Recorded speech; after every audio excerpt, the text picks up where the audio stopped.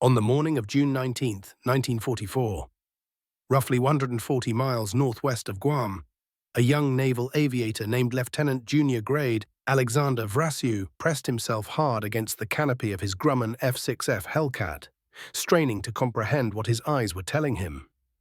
Below, set against the deep blue of the Pacific Ocean, stretched what he would later call a swarm of bees. 50 Japanese dive bombers swept through the sky in precise formation, their course aimed directly at Task Force 58. What happened next would unfold in just 8 minutes. Vrasiu's guns would thunder 6 times, each burst of fire accounting for one enemy aircraft. He would use only 360 rounds of ammunition to achieve this, a remarkable 60 rounds per kill. When his wheels touched down on the USS Lexington's deck, he emerged grinning, holding up 6 fingers for the waiting photographers. In that simple gesture, he embodied a truth that Japanese naval commanders were only beginning to understand. A truth written in the blood and burning fuel of that morning's sky. The elite corps of Japanese naval aviators who had struck Pearl Harbor with such devastating effect, who had swept across the Pacific through 1941 and 1942, driving Allied forces backward. These men no longer existed. The war had consumed them. What remained were replacements, many barely more than boys, pilots with scarcely enough flying hours under their belts to locate their own carriers, much less fight their way through a maelstrom. They would fly into what history would remember as the Great Marianas Turkey Shoot. These young pilots diving toward the American fleet that morning averaged only 200 flight hours of training, most of it completed early in 1944. By late in that year, many new pilots would graduate having logged only 40 hours in actual aircraft. Their American opponents, by contrast, had accumulated over 500 hours of flight experience before their first combat encounter. This single mathematical difference, 400 hours of flying experience, would define what happened on June 19th more accurately than any tactical study or strategic analysis could possibly explain. Japan's foundational belief that quality could never be duplicated through mass production now collided directly with American industrial might and organizational capacity. The pool of trained Japanese pilots had simply run dry. Everyone watching the sky that day would sense it.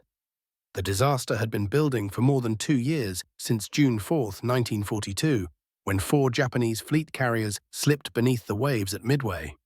In those terrible hours, Japan suffered losses that no subsequent recruitment effort could repair. 110 combat-experienced pilots perished, not recent graduates but the veteran aviators who had refined their abilities over campaigns in China, who had led the formation into Pearl Harbor, who represented thousands of accumulated flight hours that could never be restored or replaced. When the Imperial Japanese Navy entered the war, its roster included approximately 3,500 trained pilots. Of these, somewhere between 1,500 and 1,700 possessed carrier qualifications. But the system that had produced these men was rigid and rooted in peacetime thinking. It had never been designed to handle wartime losses or wartime expansion. Before December 1941, entry into Japanese naval pilot training stood as extraordinarily difficult. In a single year, 1937, just 1,500 men applied for pilot training positions. Of these applicants, only 70 earned acceptance. From that group of 70, merely 25 graduated successfully. The entire program stretched across several years. A pilot who completed training by 1941 typically had accumulated somewhere between 600 and 800 flight hours, the result of as many as 4 years of continuous study and practice. These men had drilled formation flying until perfect coordination became instinctive, second nature. They had trained in aerial gunnery relentlessly until they could calculate lead angles on a moving target without conscious deliberation. They mastered ocean navigation using nothing more than compass, chronometer, and dead reckoning calculations over vast stretches of empty water. When they reached operational squadrons, they counted among the finest pilots anywhere in the world. But quality demanded time, and time was the one resource the war machine could not afford. The entire Japanese pilot training system had been architected to produce merely several hundred pilots annually during peacetime, sometimes accepting no more than 100 trainees in certain years before 1940. This figure represented the peacetime estimate of how many replacement pilots would be necessary to handle normal operational attrition, allow for modest expansion, and preserve established quality standards. The notion that Japan might absorb losses of hundreds of pilots in single engagements, repeated month after month and year after year, had never entered the calculations of pre-war strategists. Japanese naval strategy rested on the concept of the decisive battle, one climactic confrontation that would annihilate the enemy fleet and conclude the war in victory. Pilot training programs embodied this philosophy completely. Excellence in the individual pilot mattered more than numerical strength. The cultivation of exceptional skill trumped any ambition toward mass production. America had chosen an entirely different path. Even prior to Pearl Harbor, the United States Navy had begun shifting its pilot training toward wartime requirements and wartime scale. Beginning in 1939, a civilian pilot training program had created a reservoir of citizens with fundamental flying abilities, men who could transition into military training more rapidly than complete novices starting from nothing. When war finally came, America could draw from this existing pool, while simultaneously expanding training infrastructure at a pace that Japanese planners would have deemed impossible. By 1943, the United States was manufacturing more than 20,000 naval aviators every single year. That particular year produced 20,842 graduates alone. The Americans had engineered training into a standardized 18-month pipeline, moving students through primary instruction, intermediate phases, and advanced combat training with the precision of an industrial assembly line. Flight schools appeared across the continent. Facilities like Naval Air Station Pensacola and dozens of others processed thousands of aviators in steady progression. Instructors rotated back from active combat, bringing real battlefield experience directly into the training curriculum. The entire infrastructure had been purposefully designed not merely to produce pilots, but to produce them in numbers sufficient to sustain horrific casualty rates while maintaining combat readiness. Japan attempted adaptation, but faced structural constraints that made anything resembling American-style expansion completely unworkable. Fuel supplies became desperately tight after 1942 once American submarines began systematically interdicting tanker convoys returning from the resource zones of the South. Flying training consumes enormous quantities of aviation gasoline, and as fuel reserves deteriorated, flight training hours shrank accordingly. By 1943, newly graduated Japanese pilots completed their training with 500 flight hours behind them. By early 1944, that figure had collapsed to 200 hours. By the latter part of 1944, many were finishing with scarcely 40 hours in actual aircraft. Some would never accumulate more than 90 hours total before the war concluded. The deterioration in pilot quality accelerated relentlessly. Saburo Sakai, Japan's third-ranking ace, with 64 confirmed victories recorded before his survival to war's end, transitioned into flight instruction during January 1943 after recovering from injuries that had partially blinded him in one eye. He found the incoming generation of student pilots frustratingly undertrained and often arrogant despite their obvious lack of genuine capability. His post-war memoir captured the impossible situation instructors confronted daily. Training accidents became routine occurrences. Fire trucks and ambulances raced constantly down runways, racing to extract pilots from mangled aircraft after bungled takeoffs or clumsy landing attempts. The drive to prioritize quantity above quality meant that inadequately prepared flyers graduated into operational squadrons where they faced veterans carrying double or triple their accumulated experience. The numbers told a bleak story. Pre-war Japanese pilots brought approximately 700 flight hours into their first combat. American aviators in 1944 entered combat with roughly 500 hours accumulated. New Japanese pilots in early 1944 started with 200. By late 1944, some launched on combat missions, having logged fewer than 40 total hours of flying. The gap was not merely significant, it was catastrophic. The entire engagement emerged directly from American landings on Saipan on June 15, 1944. For Japan, the Mariana Islands represented the crucial inner defensive perimeter. Saipan sat only 1,200 nautical miles south of Tokyo itself. B-29 super fortresses flying from Saipan fields could reach the Japanese home islands carrying full bomb loads, opening the homeland to systematic destruction. Admiral Suemu Toyoda, commanding the combined fleet, grasped immediately that American control of Saipan would unleash strategic bombing on an unprecedented scale, devastating Japanese cities and war production factories. The fate of the entire empire, he declared, depended absolutely on winning this one battle. Vice Admiral Jisaburo Ozawa commanded the first mobile fleet from his flagship Taiho, the newest and most heavily armored carrier in the entire Japanese inventory. He assembled 9 carriers, 3 fleet carriers and 6 light carriers, carrying approximately 430 to 450 aircraft total. His operational plan centered on Operation Aegyo, which assumed that Japanese carriers operating at greater range could strike American forces while remaining safely outside the reach of American carrier aircraft. Land-based fighters from Guam and neighboring islands would coordinate with carrier attacks to overwhelm the American task force. Ozawa remained convinced that his pilots possessed superior abilities compared to their American counterparts, despite the terrible attrition at Midway and throughout the Solomon Islands campaign.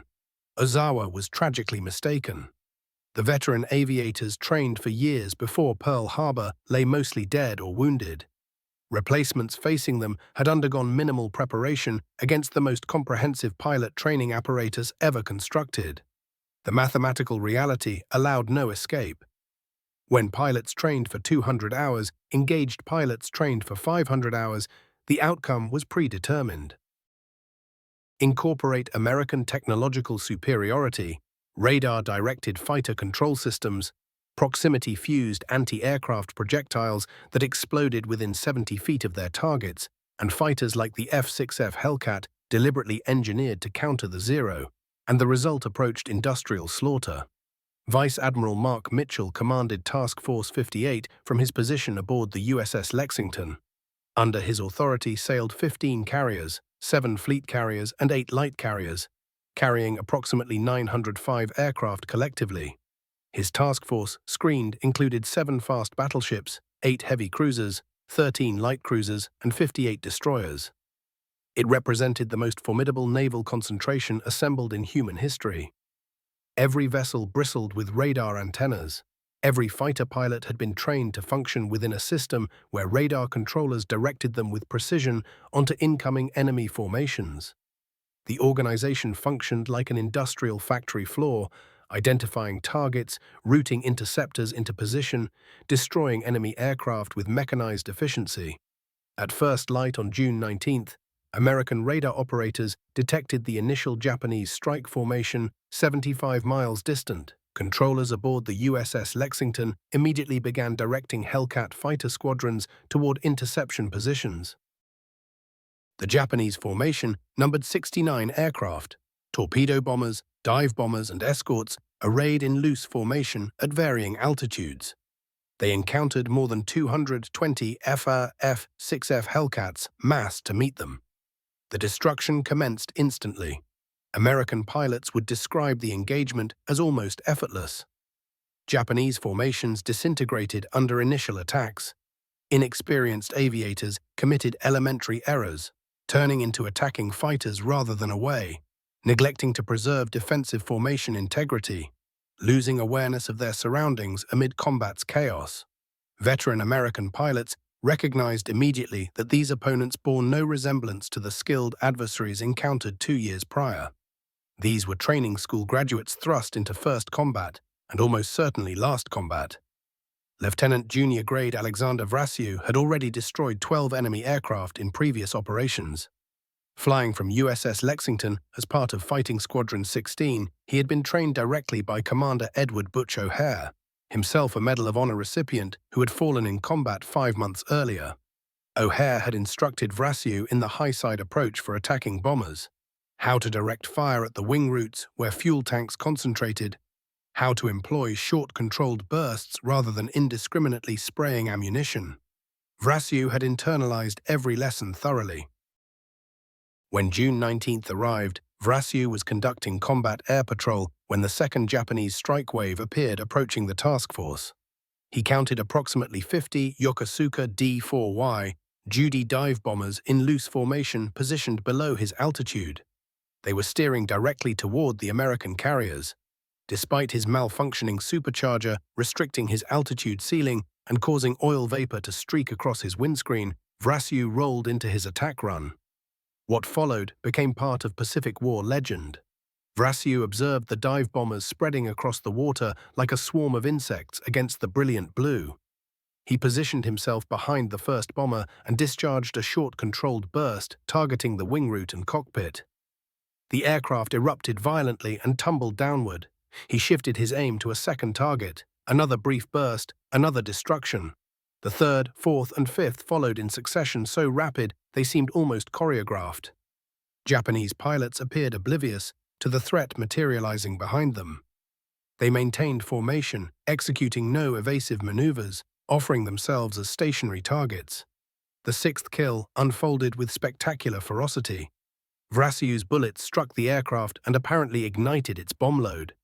The Judy detonated with tremendous force directly ahead of his canopy. Vrasiu wrenched the stick back hard to avoid plunging through the expanding debris cloud. Fragments of the obliterated bomber tumbled past his windscreen. Across exactly 8 minutes, Vrasiu eliminated 6 enemy aircraft while expending precisely 360 rounds, 60 rounds per kill. A demonstration of marksmanship and aerial discipline that marked genuinely exceptional pilots. When Vrasiu's wheels touched Lexington's wooden deck, the ordnanceman who examined his aircraft discovered he had expended merely 360 rounds from his machine's total capacity of 2,400. His average firing duration per kill measured less than 5 seconds. Climbing from his cockpit with a broad grin, Vrasiu noticed Vice Admiral Mitchell observing from the carrier's bridge. He raised 6 gloved fingers skyward, displaying his tally. Mitchell's face broke into a smile, and a nearby photographer snapped the shutter.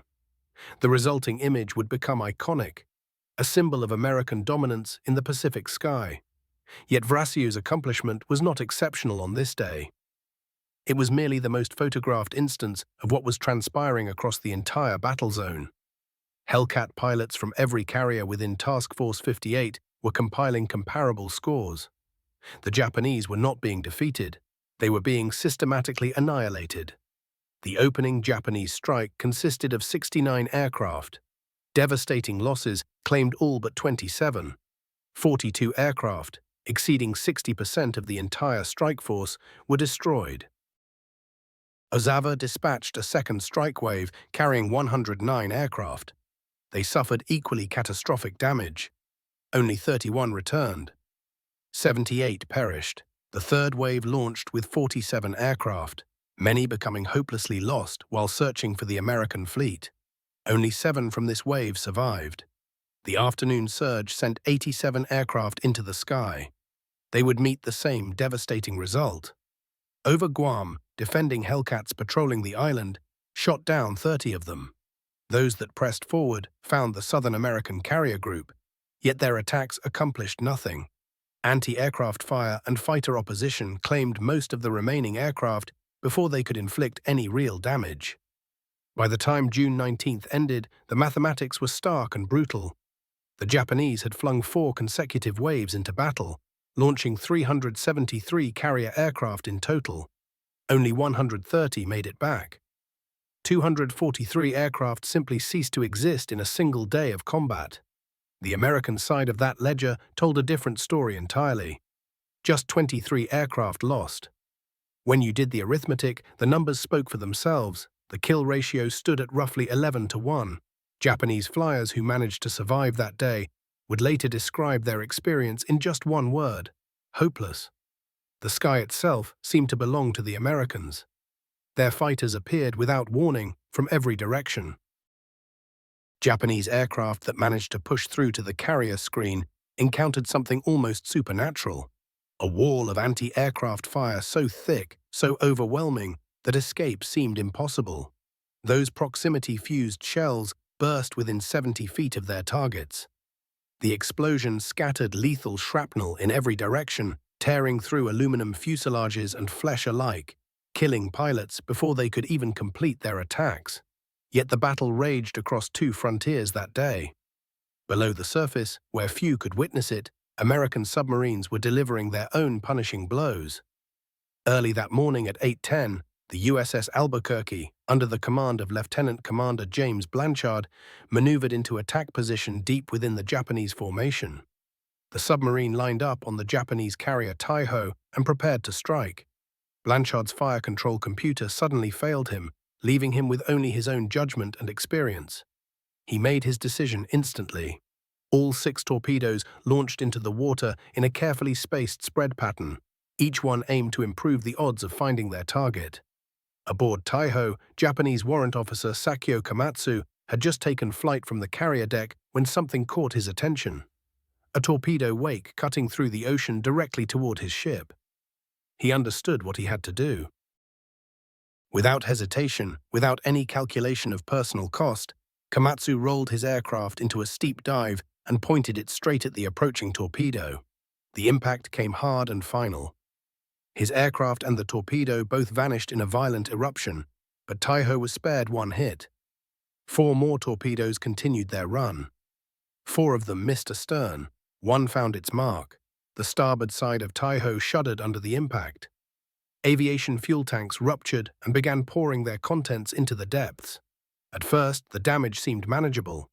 The carrier's speed dropped by just a single knot. The forward elevator jammed upward and refused to budge, yet the ship kept launching and recovering aircraft. Captain Kikuchi Tomeo felt confident his carrier could carry on despite what had happened. What he couldn't see was the true danger building invisibly inside his ship. Gasoline was leaking steadily from those ruptured tanks, seeping down into the hangar decks below, accumulating as vapor in spaces designed to hold steel and ammunition and fuel.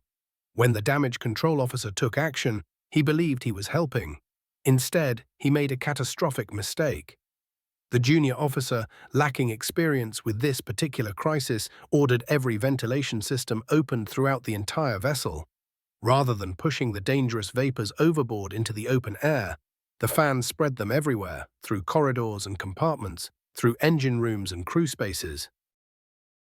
For 5 hours, those deadly vapors accumulated, growing more and more concentrated, reaching levels where even the slightest spark would trigger disaster. At approximately 2:30 in the afternoon, that spark came. Someone threw a switch or struck something metal in the darkness.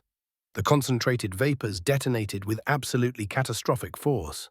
Multiple explosions tore through Taiho from stern to bow. The armored flight deck, designed specifically to withstand and survive bomb impacts, bulged upward as if made of paper, pushed from below by the ferocious internal blasts.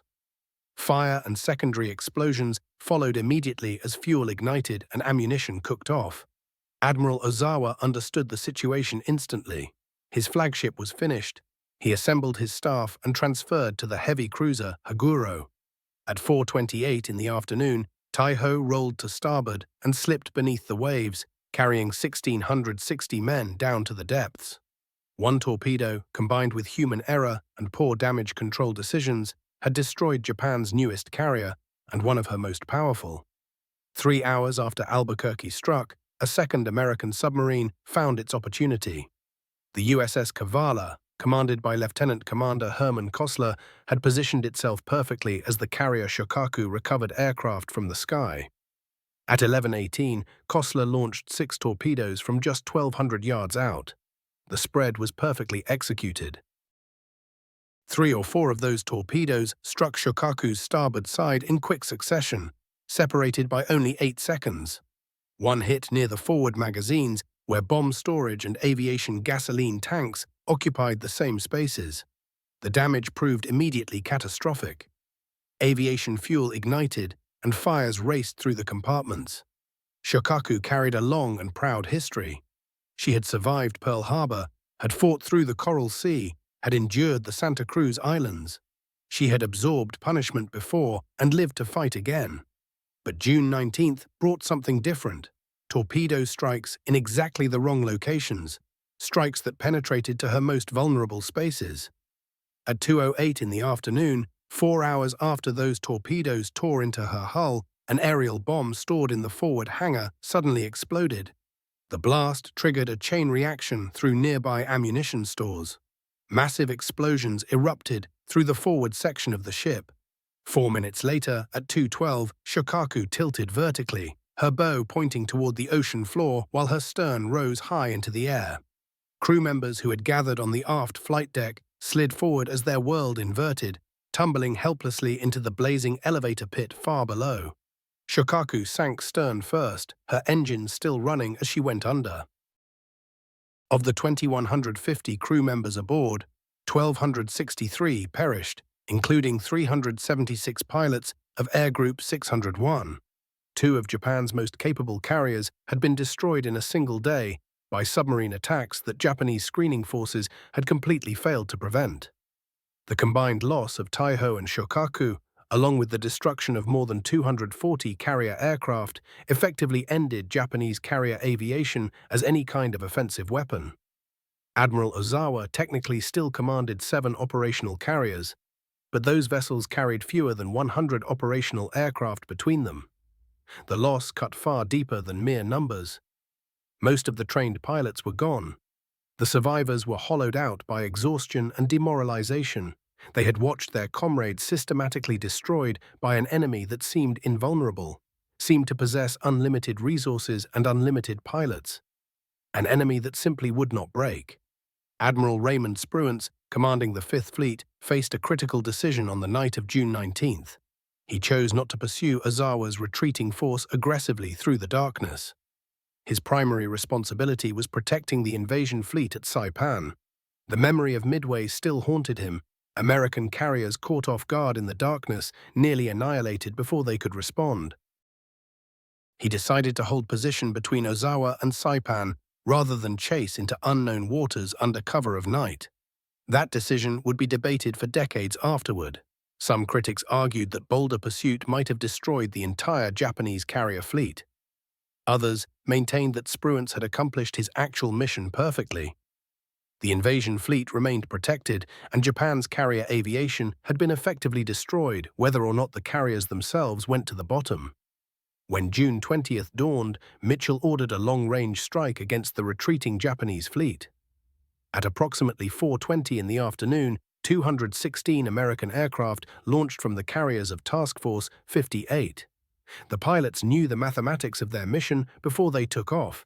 They would reach the Japanese fleet near the absolute limit of their fuel capacity, and they would have to return after darkness fell. The strike force covered 275 miles through the open sky. When they found the Japanese near the edge of their combat radius, they sank the carrier Hyo and damaged several other vessels. 80 American aircraft were lost, but most fell not to enemy fire. They fell to fuel exhaustion during recovery operations conducted in darkness. Pilots who ran out of fuel ditched in the ocean, trusting that American rescue operations would locate them and pull them from the waves. Most were recovered. The Battle of the Philippine Sea, which Americans nicknamed the Great Marianas Turkey Shoot, represented a turning point so decisive that nothing afterward could be the same. Over 2 days, Japan lost approximately 600 aircraft. 3 carriers vanished beneath the waves. More significantly, Japan lost virtually all of her remaining trained carrier pilots.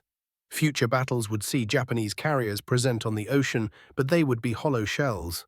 The few pilots available lacked the training and experience to conduct effective operations. When October 1944 arrived and brought the engagement at Leyte Gulf, Japanese carriers served primarily as decoys because they literally had no trained pilots available for operations. The decisive battle that Japanese naval doctrine had anticipated for decades finally occurred, and Japan suffered catastrophic defeat. The young Americans who flew from Task Force 58 on June 19th embodied something entirely unprecedented in military history.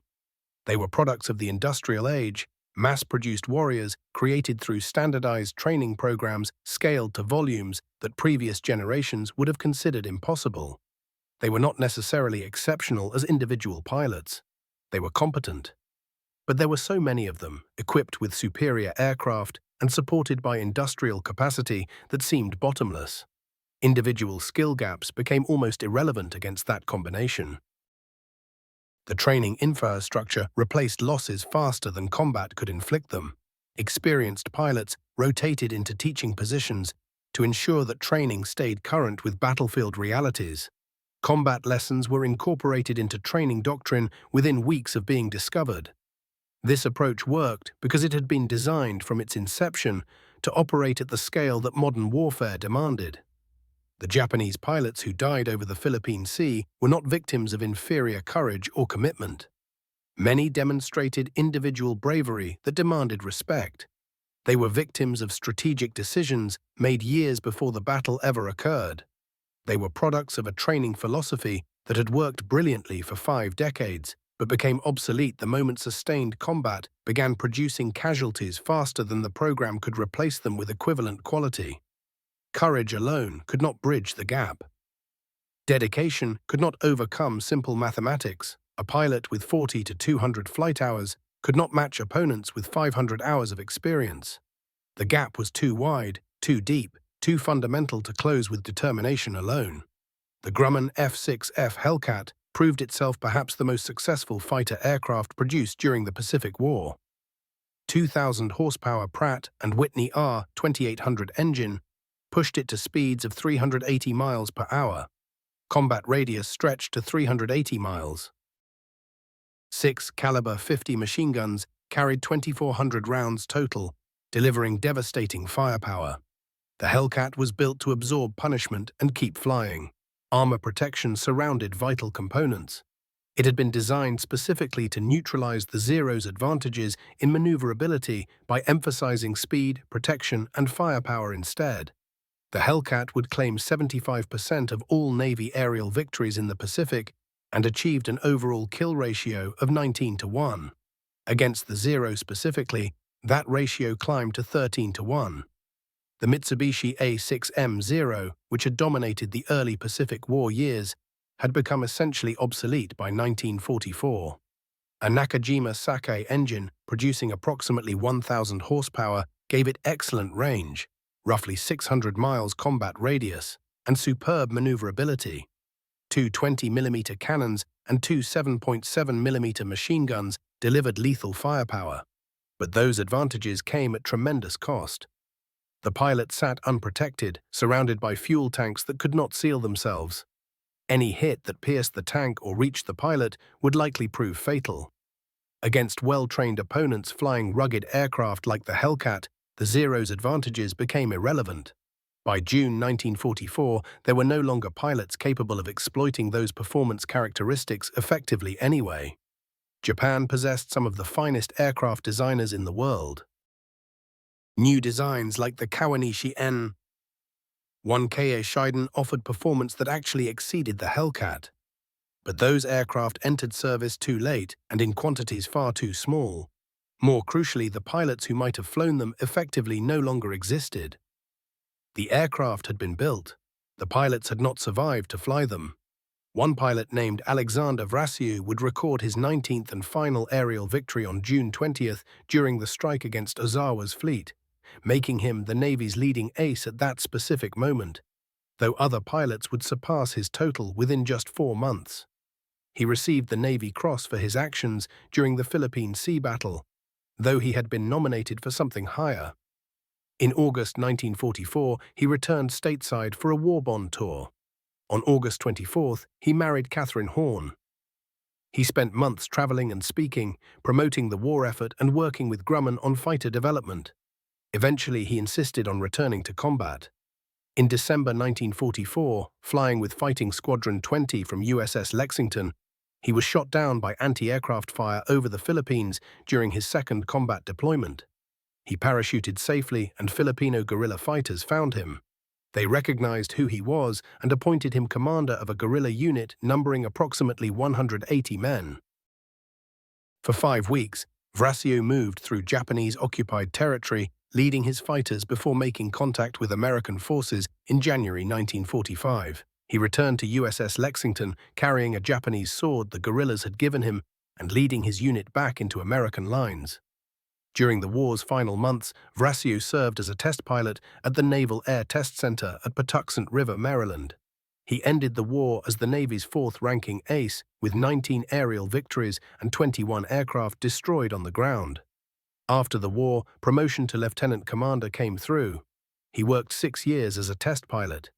He proved instrumental in establishing the post-war Naval and Marine Air Reserve program.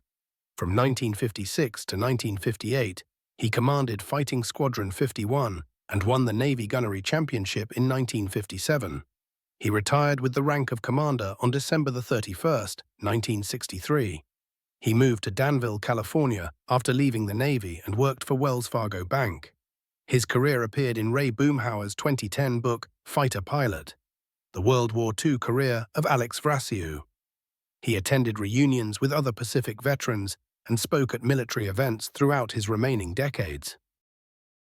He died January 29, 2015 at age 96, living long enough to see his famous photograph from June 19, 1944, recognized as one of the war's most iconic images of American victory in the Pacific. Yet Vrassiou always maintained that June 19 was never about individual heroics. It represented competing philosophies of warfare, American industrial methods overwhelming Japan's artisan approach. Through countless interviews over the decades, he consistently emphasized that he had simply done his job. The real story, he believed, lay in industrial capacity. The capacity that produced Hellcats by the thousands, trained pilots by the tens of thousands, and built the logistical infrastructure that sustained carriers with fuel, ammunition, and aircraft halfway across an ocean. The Philippine Sea statistics tell that industrial story with mathematical precision. Task Force 58 deployed approximately 900 aircraft, flown by pilots averaging over 500 flight hours.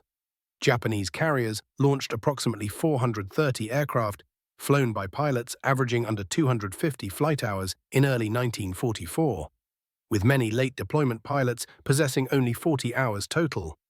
American pilots claimed over 380 Japanese aircraft destroyed on June 19 alone. Japanese pilots claimed over 100 American aircraft destroyed. The numbers defined the battle. The numbers defined the war's trajectory. The numbers would define Japan's future. The actual American aircraft losses that day numbered just 23. This stark gap between what Japanese pilots believed they had destroyed and what actually happened revealed something profoundly troubling: the complete breakdown of their combat awareness. The emotional weight of this disconnect cannot be understated. The Japanese pilots who made it back alive understood something crushing. They recognized they were overmatched. They felt the sting of knowing their preparation was insufficient. They grasped the terrible truth that they were being sent as sacrifices against enemies they could never overcome. Throughout Japanese naval aviation, morale simply evaporated. Some flyers developed physical illnesses rooted in their minds, using sickness as an escape from having to fly combat missions. Others completed the flights they were ordered to make, but went out of their way to avoid actual fighting, spotting enemy forces and reporting back, but doing nothing of consequence. The fierce determination that had defined Japanese naval aviation back in 1941 and 1942 had vanished entirely, giving way to hopelessness and despair. By 1945, Japan had turned to inexperienced young men in suicide attacks, because every other approach to aerial warfare had become impossible. The kamikaze was not a reflection of Japanese warrior culture or spiritual commitment. It was a confession. It meant Japanese pilot training had failed so thoroughly that pilots could no longer be taught to come home alive. Teaching someone the basics of flying a plane into a target took merely several weeks. Creating an actual combat pilot capable of thinking on his feet demanded months or years Japan simply did not possess anymore. Japan's petroleum reserves were running dry. Bombing raids were destroying the places where pilots trained. The experienced men who taught others were either dead or engaged in their own combat missions. The entire system for producing new pilots had shattered completely. Japan faced a bitter irony. The factories could still manufacture world-class warplanes, yet there was no way to train pilots who could actually fly them properly. The Kawanishi N-1K Shiden rolling off assembly lines in late 1944 was actually superior to the American F-6F Hellcat in several important ways. It possessed greater speed, better agility, and packed more powerful weapons. However, it arrived far too late and in insufficient quantities to shift the course of warfare. Most crucially, when these aircraft finally reached combat units, they were piloted by men with barely any training who could never take advantage of what made the aircraft special. Aircraft alone meant nothing without people who knew how to operate them at peak effectiveness. American pilots who survived that June day went forward to command the Pacific skies through the war's final months. They struck installations across the Philippines, Formosa, Okinawa, and ultimately the Japanese homeland itself. They encountered increasing desperation among their opponents, but faced deteriorating abilities from Japanese aviators. By 1945, American carrier pilots viewed engaging Japanese planes as nothing more than shooting practice. The enemy possessed zero skill, no coordinated strategy, no possibility of triumph. They took to the air because commanding officers demanded it, and they perished because inadequate training left them helpless against adversaries who possessed everything they lacked. The entire aerial battle on June 19th spanned fewer than 10 hours of genuine combat. Yet its effects would determine everything that followed in the Pacific War. Japan would never again challenge American naval aviation control of the skies. The carrier fleet that had struck Pearl Harbor, that had commanded the Pacific for half a year, that had symbolized Japanese dreams of victory through superior ability and determination, lay in ruins not because American pilots fought more brilliantly or possessed greater individual talent, but because American factories could mass-produce pilots faster than war could eliminate them. The Great Turkey Shoot was not won through ace pilots making inspired split-second choices. It was won by competent pilots executing proven techniques while operating superior machines, all supported by training factories that pumped out fresh pilots faster than they could be lost. Riso's half-dozen kills in 8 minutes showed extraordinary achievement within a system constructed to produce reliable outcomes. Across the battlefield, other pilots notched 3 kills, 4 kills, 5 kills. The combined result proved identical. Japanese naval aviation ceased existing as an attacking force. Lieutenant Junior Grade Alexander Vrushu, holding up 6 fingers on the Lexington's deck, became the symbolic image of June 19, 1944. Yet the deeper narrative unfolded in American flight schools across the nation, where many more young men resembling Vrushu were mastering the abilities that would see them through their own battles. The genuine story existed in the wreckage of Japanese training infrastructure that could no longer generate pilots with sufficient speed or quality to matter. The true story lived in the mathematics of replacement, where American pilot manufacturing surpassed American pilot deaths, while Japanese pilot deaths multiplied faster than Japan could train replacements. A mathematics that made success mathematically impossible. Beyond the aviators killed during combat, the battle's human toll spread much wider. When the Taiho sank, 1,660 sailors perished as the carrier tore itself to pieces and plunged beneath the waves. The majority were entombed inside the ship when catastrophic fires and explosions consumed everything. There existed no opportunity to conduct an organized evacuation. Men who succeeded in reaching the flight deck discovered themselves hurled into the ocean as the carrier tilted and capsized. Countless others got pulled downward by the draw as 33,000 tons of steel descended to the seabed. Destroyer crews managed to retrieve roughly 500 of the men from the water, though more than 1,200 made their final descent with the vessel. The Shokaku's losses matched this horror absolutely. Over 1,260 men from a crew numbering 2,150 perished. The ship went under so rapidly following the explosions that orderly escape became physically impossible. Sailors assembled on the back section of the flight deck found themselves sliding forward straight into the burning hangar as the hull went vertical. Those who leapt into the sea found themselves engulfed in burning fuel. Some of the men who survived the actual sinking subsequently died from injuries sustained or from exhaustion in the cold sea before rescue arrived. The ones who were pulled aboard the rescuing destroyers had experienced the sudden death of one of Japan's most celebrated carriers, a warship that had participated in the vast majority of the Pacific's major engagements up until that moment. The destruction of so many trained sailors compounded Japan's deteriorating situation considerably. Aviation officers received recognition. However, the personnel who kept aircraft functional, managed the electronic systems, supervised fire response, and coordinated all flight procedures were equally impossible to replace. These individuals possessed years of accumulated experience. Every inch of their vessels was familiar to them. Their efficiency came from operating as coordinated groups through countless repetitions. When Taiho and Shokaku went to the bottom, Japan lost far more than 2 ships. It lost the knowledge and muscle memory embedded in their personnel.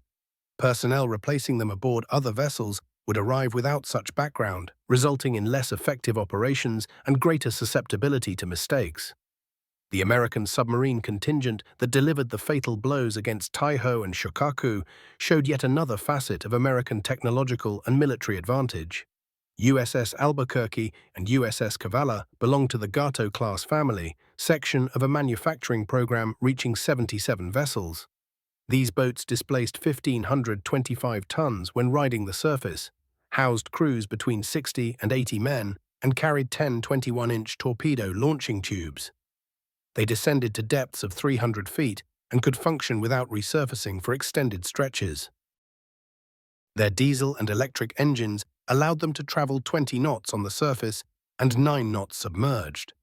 Most significantly, American submarine operations were woven into an intelligence and supply apparatus that Japanese defenses almost never managed matching.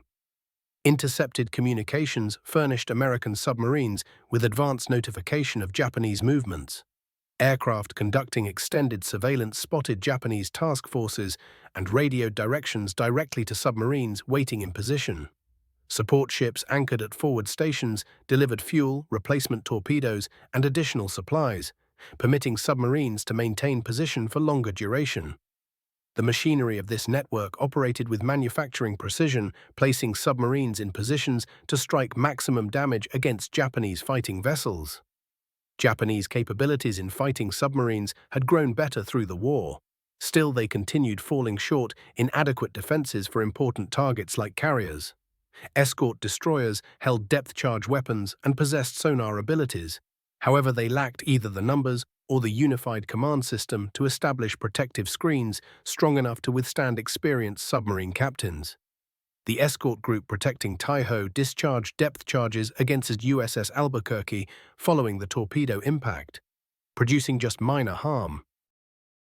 The destroyer's running screen for Shokaku attacked USS Kavala with 105 depth charge patterns during 3 consecutive hours, but did not manage destroying or significantly damaging the undersea vessel.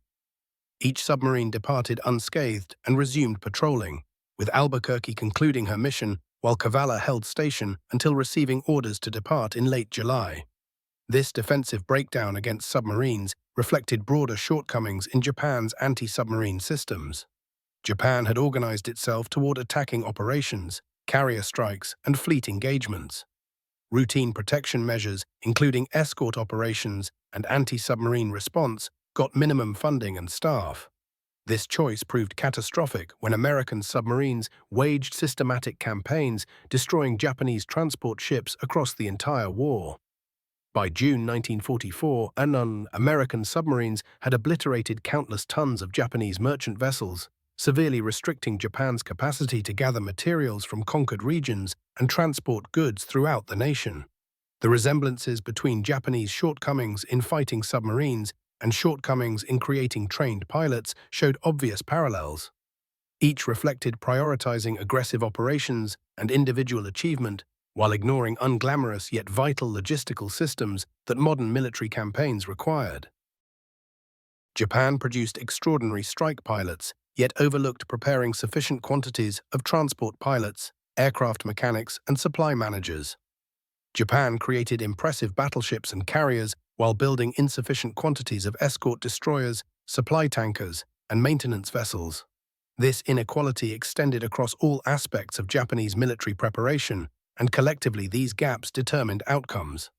After June 19th, Task Force 58 displayed the certainty it had developed. The carrier squadrons persisted backing the Saipan operation through June and continuing into July, executing bombing missions hitting Japanese positions on the island and offering air protection to the ground units. American pilots executed combat sweeps, delivered close ground support, and hammered approaching Japanese reinforcements with practiced ease. Resistance was sparse.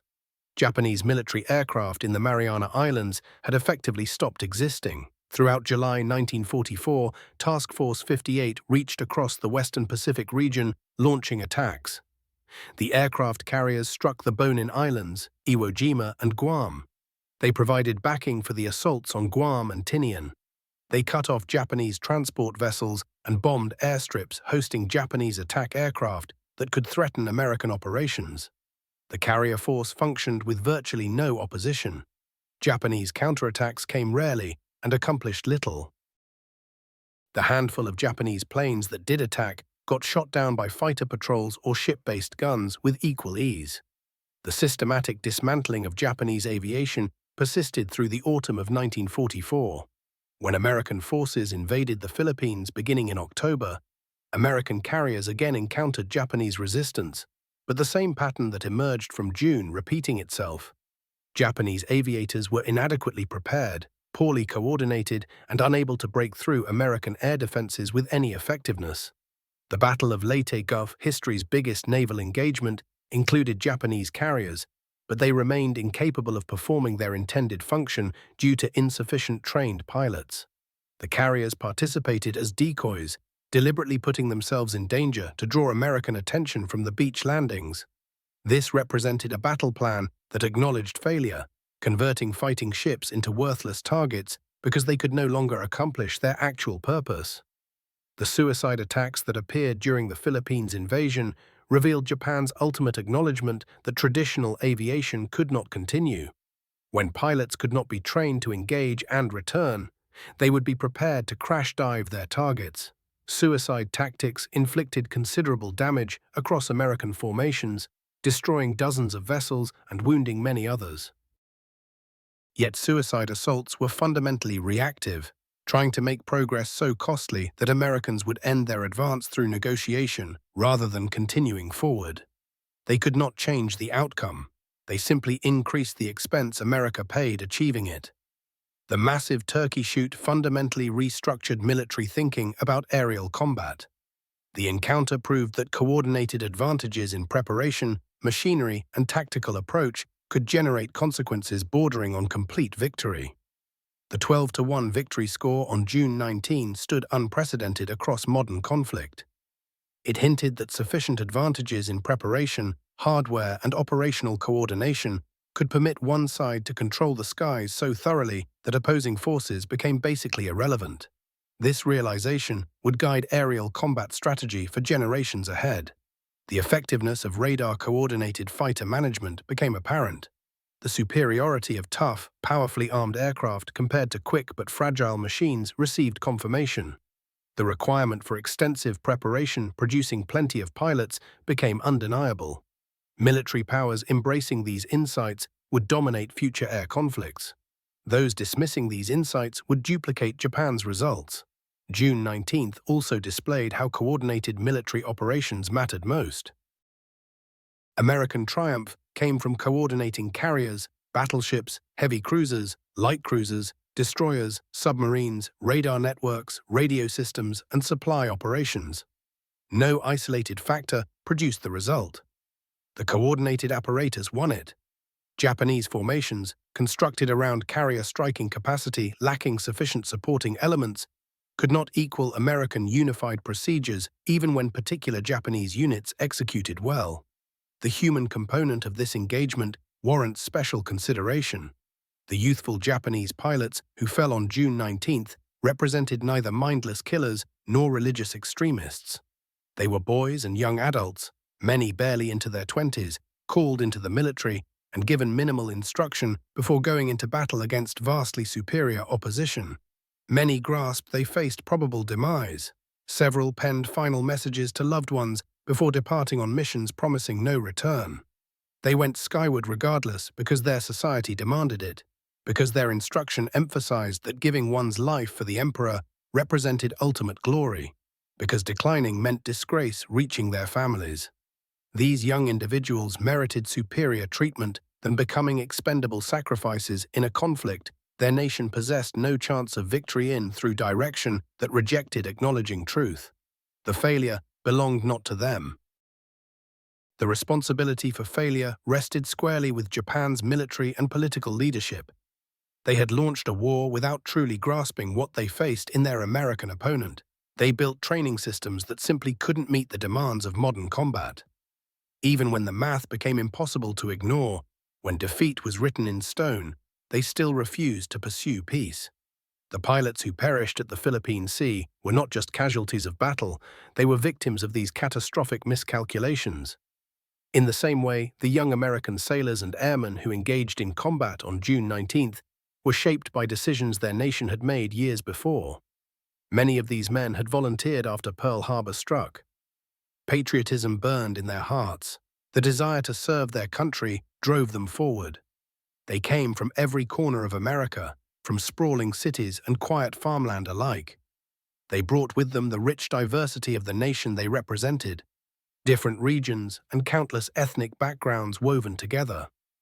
What bound them as one was the training apparatus that had transformed ordinary civilians into skilled naval aviators ready for combat. These individuals weren't inherently better than the Japanese pilots they faced. Nature hadn't given them superior courage or abilities. The real difference lay elsewhere: better preparation, superior equipment, and a vast industrial and logistical machine that supported them. While American pilots could focus entirely on flying and fighting, they never had to worry about fuel running dry, ammunition shortages, or whether their planes would be ready. The system itself created their edge, and that same system delivered them to victory. Consider Alexander Vrasius's famous photograph from that day. There he stands, holding up 6 fingers, his face spread wide with a grin. He'd just accomplished something extraordinary in combat, shooting down 6 enemy aircraft in just 8 minutes. Pride shone through in that image, and justifiably so. Such a feat demanded exceptional nerves and remarkable skill. But that grin wasn't born from cruelty or arrogance toward his fallen enemies. It was the smile of a young man who had completed his task with precision, who had shielded his carrier and his fellow sailors from harm, who had walked through the fire of combat and lived to see another day. That photograph captured something profound about the American war machine. It showed confidence without swagger, capability without brutality, triumph without hatred. More than any battle diagram or chart of statistics, that single image reveals the fundamental truth behind America's victory in the Pacific. American forces possessed confidence because they had earned it through substance. Behind them stood industrial capacity Japan simply couldn't match. Training programs existed specifically to churn out capable pilots by the thousands rather than the handful. Their weapons and aircraft provided them genuine advantages in combat. They fought as professionals equipped with overwhelming material strength, not from desperation or blind devotion, but from competence backed by resources beyond measure. The Battle of the Philippine Sea wasn't America's most strategically vital naval engagement. That distinction probably belongs to Midway, which halted Japanese expansion and fundamentally shifted the war's direction. Yet the Philippine Sea represented something else entirely. The most lopsided display of American superiority imaginable. It served as irrefutable proof that Japan no longer possessed the means to oppose American momentum. The numbers spoke with absolute clarity that prolonging the conflict served no purpose. The Philippine Sea battle demonstrated a fundamental principle about modern warfare. When nations wage industrial-scale conflict, the side that can produce thousands of competent warriors defeats the side relying on dozens of elite fighters. Japan had staked everything on quality, on that one decisive engagement where superior technique would carry the day. America had built its strategy around quantity, around enduring a prolonged struggle where industrial output would eventually overwhelm any adversary. What happened on June 19, 1944, made crystal clear which approach matched the reality of industrial warfare. Japanese commanders had believed that determination could overcome material obstacles, that bravery could outmatch production capability, that a few brutal years of training could forge warriors equal to any force. These beliefs stretched back through centuries of samurai heritage and drew encouragement from recent victories in China and early Pacific operations. But within the context of total industrial warfare between major nations, these convictions were fundamentally mistaken. The Philippine Sea Battle proved this truth with mathematical finality. American industrial power, applied systematically to training and manufacturing, created military capabilities that Japanese bravery and expertise simply could not meet. What unfolded that day carried meaning that spread far beyond the immediate combat results. Japanese leadership received a stark message. The war had become unwinnable. American carrier forces would move freely across the Pacific with nothing to stop them. Soon, American bombers would rain destruction on Japanese cities. American submarines had already crippled Japan's merchant fleet. The industrial gap that had always favored America had now become an impossible gulf to bridge. With each passing month, American strength would grow while Japanese capabilities withered. Yet the war dragged on for another 14 months after the Philippine Sea. Unable to accept the truth of their situation, Japanese leaders forced their nation into a defensive struggle that would consume hundreds of thousands of lives. The genuine tragedy wasn't merely the immediate loss of life, it was the stark reality that all those sacrifices achieved absolutely nothing. Japan failed to protect Saipan. Japan failed to halt American advances. Japan failed to purchase better terms for eventual surrender. Over 600 aircraft sacrificed and 3,000 sailors lost accomplished only one thing, proof beyond debate that Japan could no longer conduct naval warfare with any real effectiveness. The battle stands as a monument to how thoroughly industrial capacity dominates modern military conflict. Japan's fate wasn't written on the day war began, but it became inescapable the moment leaders failed to construct the industrial base and training networks necessary for sustained modern combat.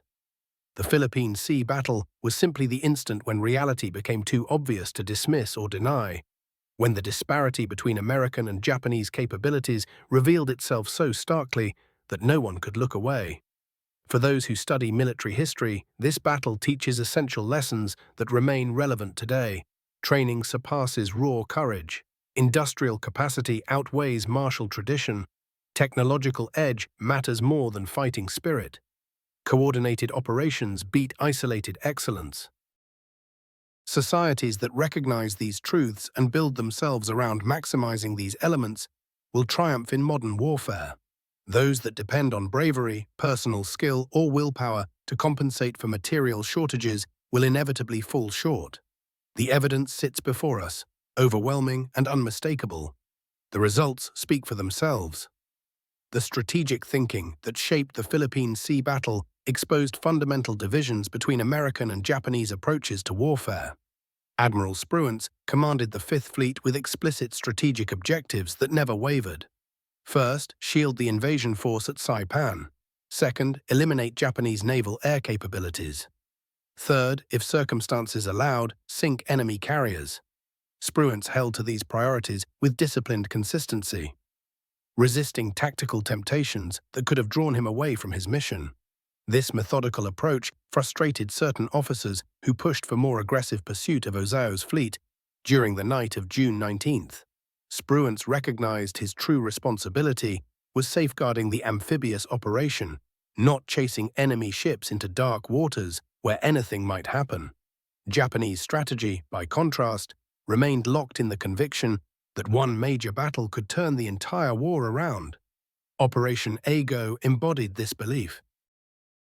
If Japanese carriers could align their strikes with land-based aircraft to attack American carriers from multiple angles simultaneously, the resulting destruction might force American withdrawal from the Marianas. Executing this plan demanded perfect timing, smooth cooperation between carrier and shore-based forces, and pilots with the skill to press attacks through determined opposition. Not a single one of these conditions existed on June 19th. Admiral Ozao chose to launch his strikes from extreme distances, reflecting his trust in his pilot's abilities. Japanese carriers possessed a theoretical advantage. The Zero's superior range let them strike from farther out than American carriers could reach. This theory collapsed the moment it encountered reality. Range provided no benefit when Japanese pilots couldn't mount effective attacks even upon reaching their targets. Ozao learned a bitter lesson that day. Distance meant nothing without properly trained pilots. Aircraft launched from extreme range had to fly for hours across empty ocean, find the American fleet, break through fighter opposition and defensive fire, then navigate hundreds of miles back to carriers that might have shifted position.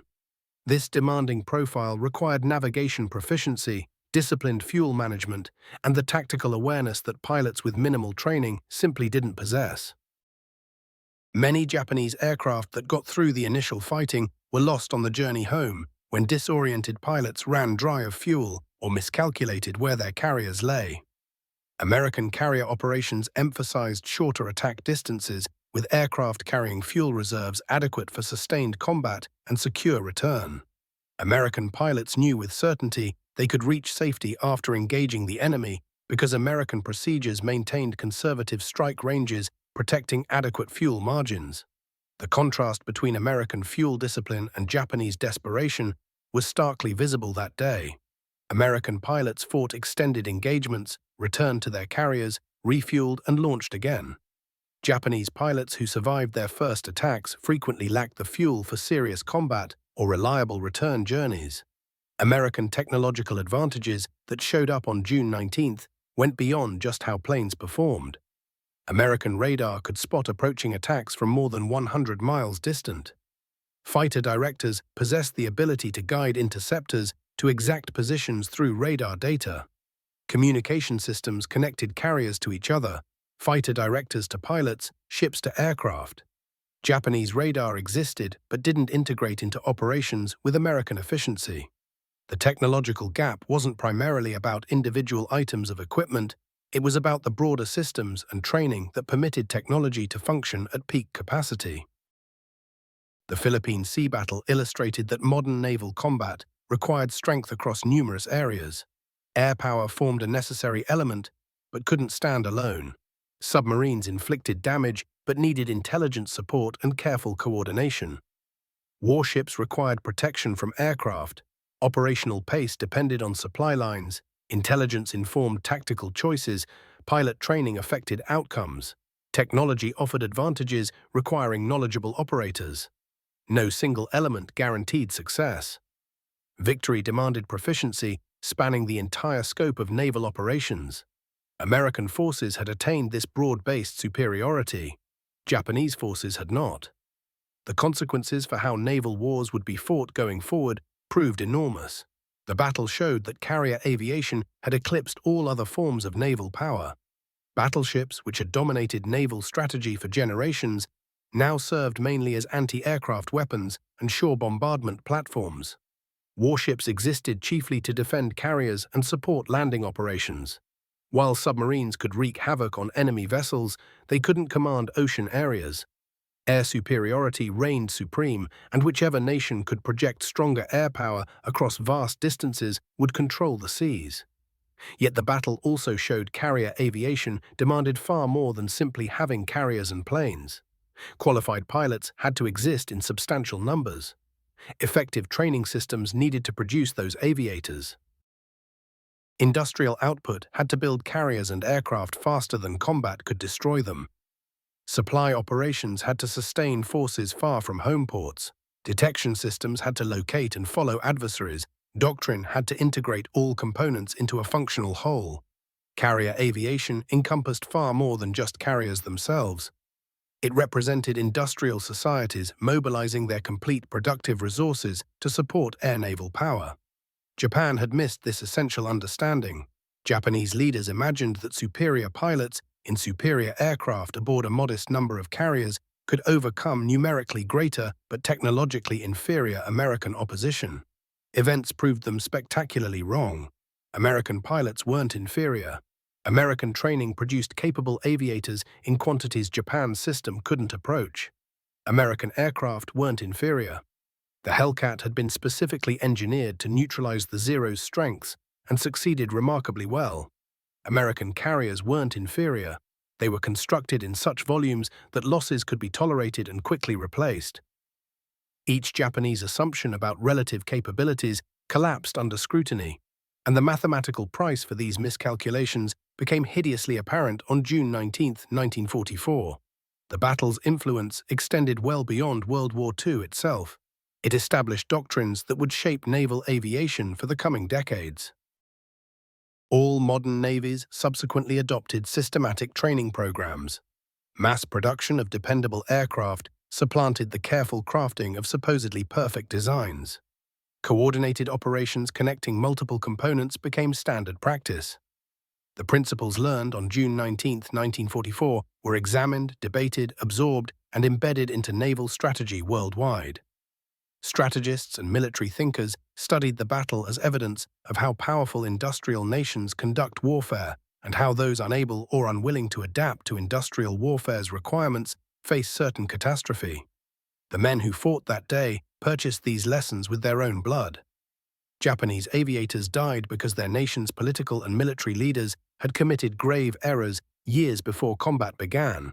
American pilots went home because their nation had chosen a better course.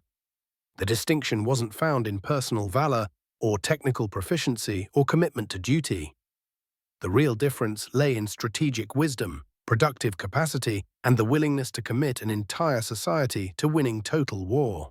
These elements, far more than individual acts of heroism, shaped what happened that day. The lesson strikes hard, though it stands unmistakably clear. Industrial age warfare rewards nations grasping these realities and punishes those clinging to pre-industrial ideas about combat. The Great Marianas Turkey Shoot removed any lingering doubt.